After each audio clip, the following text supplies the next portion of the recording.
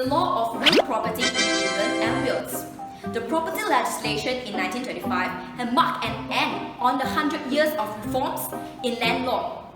Several statutes were enacted in 1925, and the starting point is the Law of Property Act 1925, which defined lands as any land of tenure, mines, mineral, whether or not held apart from surface, buildings, and part of the buildings. This statutory definition is broad and inclusive as it was drafted not only to catch the land ownership but also the rights attaching to the land. The fundamental tenet in English land law is that ultimately all lands belongs to the Crown, therefore is not capable for absolute title or ownership by anyone else. What we own as landowner is a series of rights with a bundle of duties and obligations attached to those rights. Ownership of these titles are commonly referred to as estate in land. Because land has served multiple purposes for many people, and because of its fixed nature, meaning that the owner is not always visible, a land registration system started to be seen as essential in the start of 20th century. Before 1925, property's right in land is only evidenced in a paper titled deeds. Therefore, it is believed that a land registration system is desirable so that people's right can be more certain and conveyancing will be simpler and cheaper. So, the second system in land began in Land Registration Act 1925, where the rules were recast in Land Registration Act 2002. Theodore Roof, the chief registrar from 1963, stated the three main functions of register, which are to mirror the ownership interest in land, to curtain off minor and equitable interests that will be bypassed or overreached, and to provide insurance through registered funds to those who lost their property as a result of registered defects.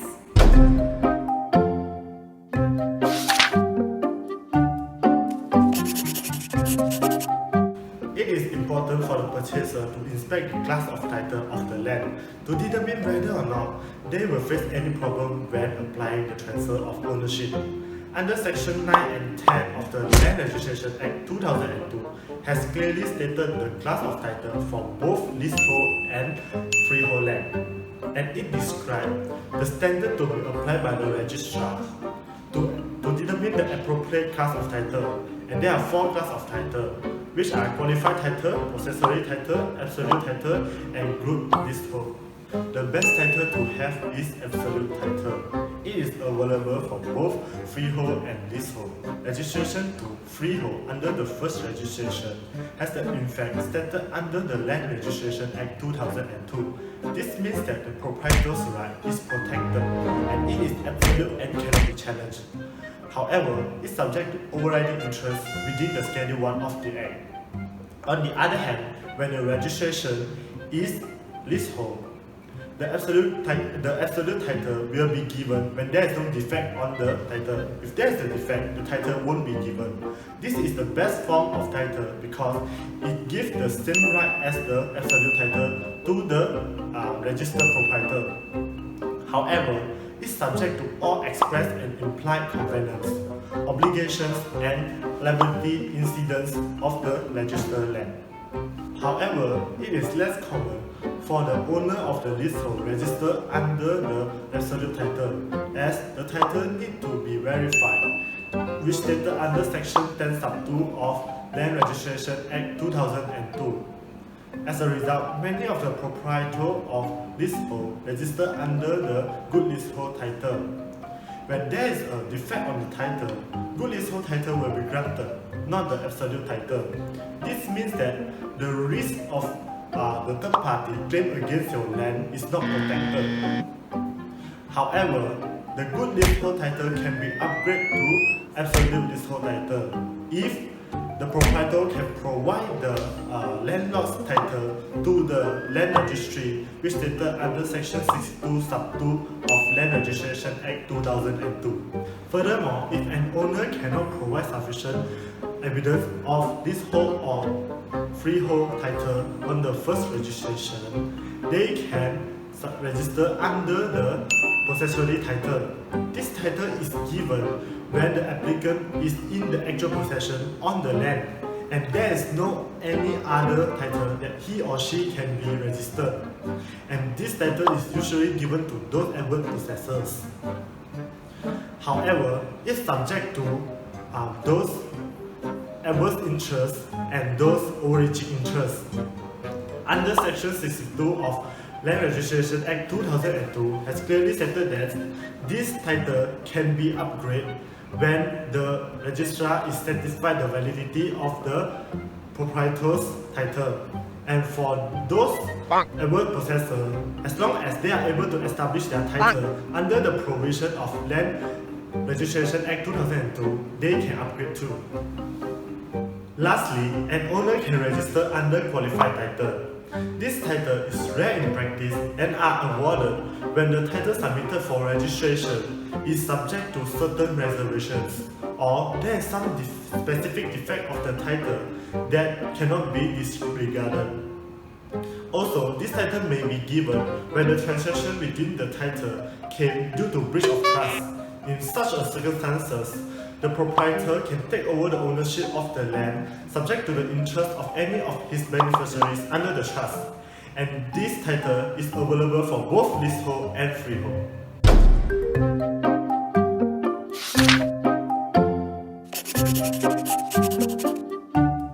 When an individual wishes to pay for the purchase of a property, it is very unlikely that they will have sufficient free assets to buy the property outright.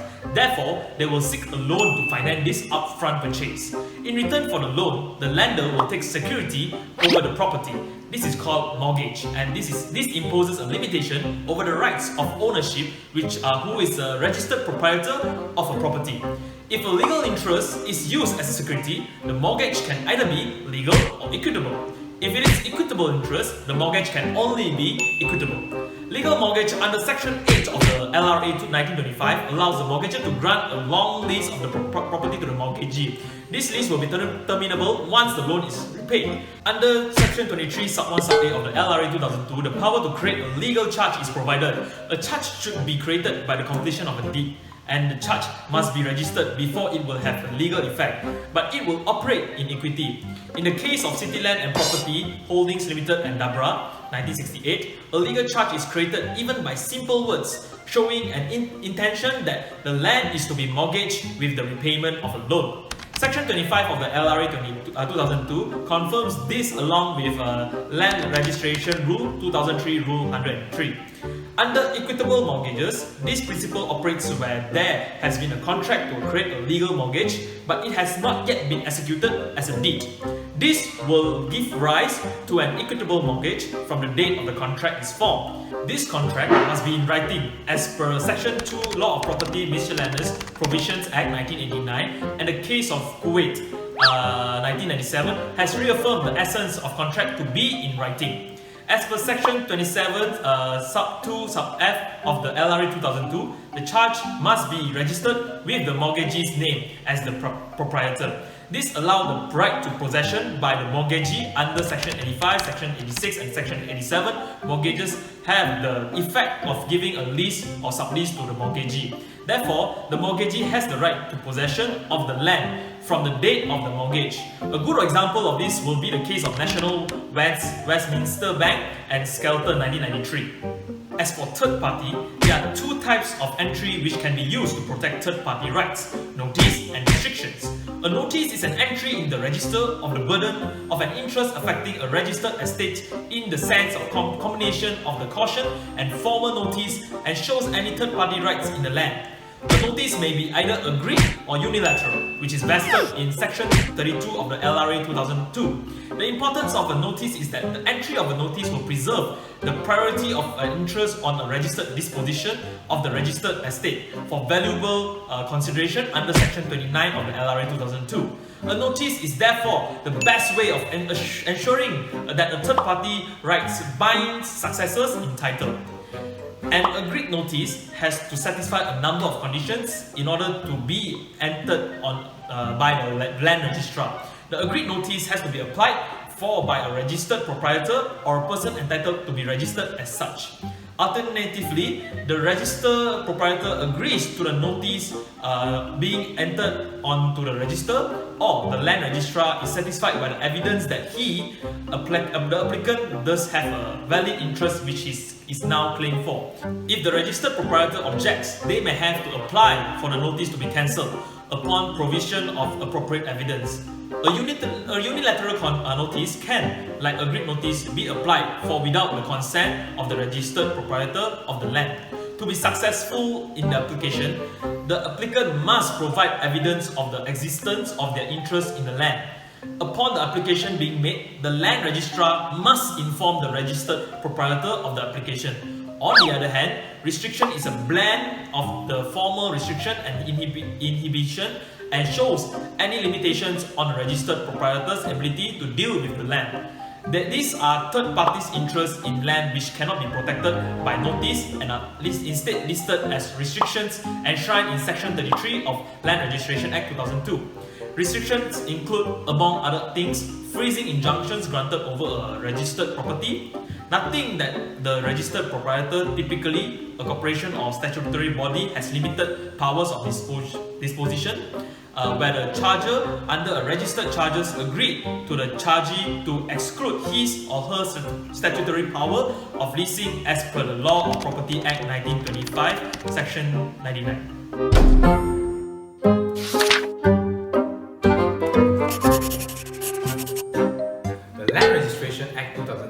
Designed as a practical tool to maximize the knowledge of current interest of the land for the purchaser and protect the interests of the third parties. As shown above, with the registration system, the purchaser will be able to know the class of title of the owner and any interest binding on the land that will be adverse to the owner, while the interests of third parties will be protected through entering of notice. However, to say that with the registration system, any purchaser or third party can rest assured that their rights are protected is inaccurate. For purchaser, merely relying on the registration system is not sufficient, as there exists a category of rights that are unregistered but yet overriding that binds on the purchaser. This has been codified in Schedule 1 for first registration of land and Schedule 3 for registered disposition of land. This has been described as a crack to the mirror principle, which leads to the need of lifting the curtain principle to allow prudent purchaser to check and verify before they purchase.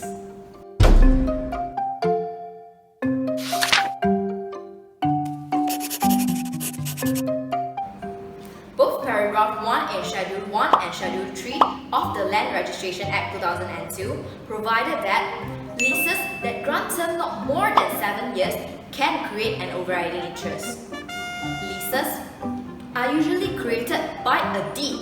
However, certain leases can be created under Section 54, Sub 2 of the Law of Property Act 1925 without the need of writing. This means that an estate can subsist in law without the usual requirement of compliance by form or due registration. A good example for this is imperil leases, which are leases that grant term not more than 3 years. For example, in the case of Hutchinson and B&DF Limited, the tenant had agreed with the landlord to renew its tenancies for 3 years. They had made this agreement orally without writing. But later, the tenant purported to give a notice under Section 27 of the Landlord and Tenant Act 1954 to vacate, on the reason that he was unable to obtain a permission for improvement as required by the Health Environmental Department. The landlord had brought proceedings against the tenant on basis that they had made an unconditional oral agreement, and this agreement is for 3 years, which fall in the category of peril leases, and there is no need of evidence in writing, and the tenant is not allowed to escape from these tenancies. The court had agreed with this and held that the tenant should be bound by these tenancies. Leases are only registrable when they grant term more than 7 years, and such leases must be registered as provided in Section 27 of the Land Registration Act 2002.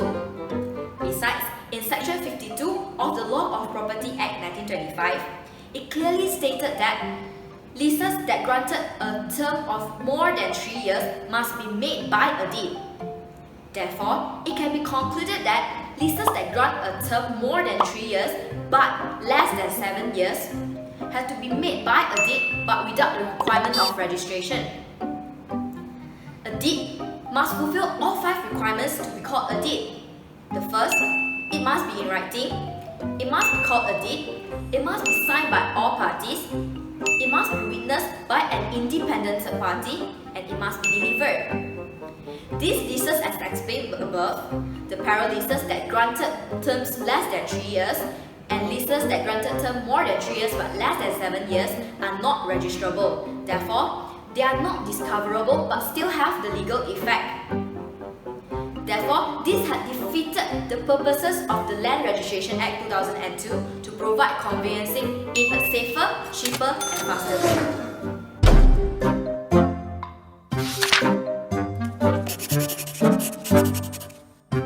Besides, under Schedule 1 Paragraph 3 of the Land Registration Act 2002, it was held that all the legal easement and profit will be an already interest for first registration of land.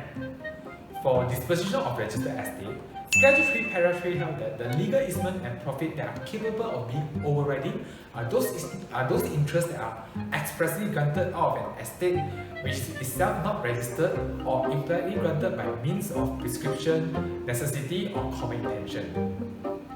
These interests that are mentioned in Schedule 3 will only be overriding if one of the additional conditions has been satisfied.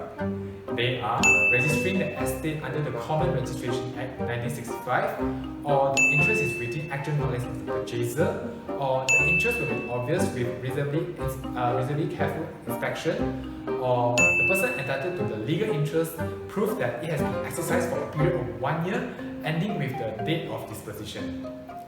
So, if a purchaser didn't make a physical inspection to the land before buying, he will be bound by the legal easement and he cannot later claim that it will not be obvious even if a reasonably careful inspection has been carried out. Hence, we can see that there's a need for a purchaser to take out further inspection other than registry in order to make sure that the land he buys is not bound by the unregistered overriding easement. From the previous unregistered interests as discussed above, all of them are legal interests and hence it is still reasonable to make them overriding due to the principle of legal interest might convert. However, the most controversial part is what codified in paragraph 2 of both schedules, where a person can claim overriding interest by virtue of actual occupation. In the case of William and Bowman, it was held that actual occupation is to be interpreted according to the ordinary meaning of plain English. This means that physical presence is sufficient. According to Lord Denby, the reason of protecting already interest by actual occupation is to protect the people from losing their right in the welter of registration. Nevertheless, there are additional conditions where actual occupation must be capable of being obvious on reasonably careful inspection, and the interest will no longer overriding if inquiry has been made before the right holder and he failed to disclose, provided that he is reasonably expected to do so. Hence, purchaser will not be bound by the overriding interest if he had made inspection and inquiries and still didn't discover the overriding interest. Under Section 71 of the Land Registration Act 2002, there's a requirement on the applicant of registration, either first registration or disposition of registered estate, to disclose those overriding interests that they are aware of so that they may be brought onto the registry. The aim of doing so is to ensure that the registry can disclose as many overriding interests as possible. However, this does not solve the mirror crack problem, as there is lack of sanction for non-disclosure, which does not destroy the overriding status of those rights, and this has reduced the effectiveness of this provision. Consequently, the purchaser is not protected by inspecting the registration and has to make further inspection to discover those overriding interests.